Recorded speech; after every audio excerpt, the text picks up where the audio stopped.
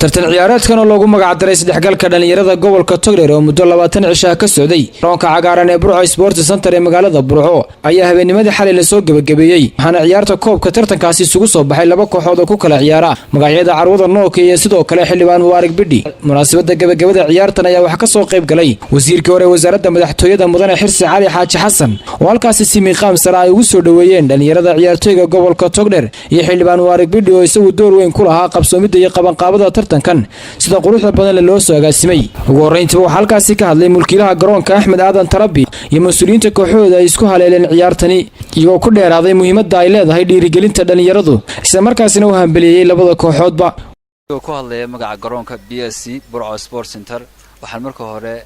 hambaliyo iyo bogaadinba u soo jeedinaya kooxdii ku guuleysatay koobkan wuxuu socday muddo bila waxa ku guuleysatay kooxda Nokia Star iyagoo wareegii ugu dambeeyay finalka isugu soo hareen kooxda ku ciyaaraysa magaca xildhibaan Bidhi iyo kooxda ku ciyaaraysa magaca Nokia Electronic Accessories finalka kubadda si fiican u ciyaareen dhalinyarta iyo football playerka waxaan ku faraxsanahay inaan daawaday sidoo si fiican u ciyaareen waxaan la caawin doonaa insha Allah waxaan la caawin karo kubadda iyo coaching iyo anything else insha Allah aniga runtii farxad bay taaw koobkii soo 12 kooxood oo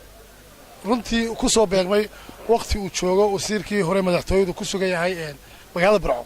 oo runtii dhalinyarada gobolku ay runtii aad iyo aad u jecel yihiin Soomaaliland inuu koobkii nagala soo qayb galo oo halkan caaw ku sugan yahay runtii xiisa gaar ah bay ciyaartii yeelatay dhalinyarada xiisa gaar ah annaga xiisa gaar ah yeelatay aad baa runtii loogu farxay waa aragtaan waxaan naqaynaa runtii Xirsi Cali Xaaji Xasan wasiirka hore madaxtooyada inuu nagala soo qayb galo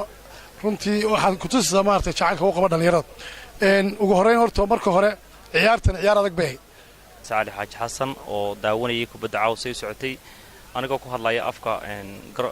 kooxdayda Nokia Electronic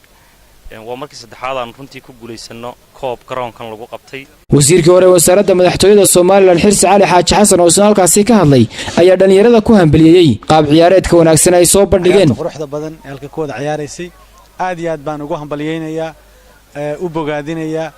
runtii qoladii ku guuleysatay Nokia Star aan leeyahay hambaliyo guushay ka soo hooyeen caawa halka kan aad baan ugu hambaliyeenayaa marka labaad ciyaaruhu waxay had iyo jeeraale waa ciyaar saaxiibtinimo laakiin se colaad ma keento waxa aan aad iyo aad runtii dhalinyarada ugu waaninayaa inaan ciyaartu qabyaalad iyo cunfi iyo dagaal iyo rabshad iyo waxa keenini ciyaarta waxa loogu talagalay isdhexgal iyo saaxiibtinimo iyo jidhis iyo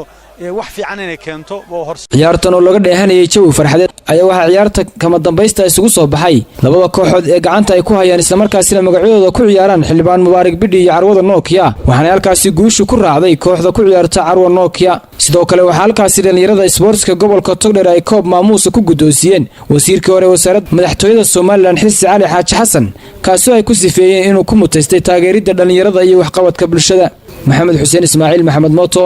Royal TV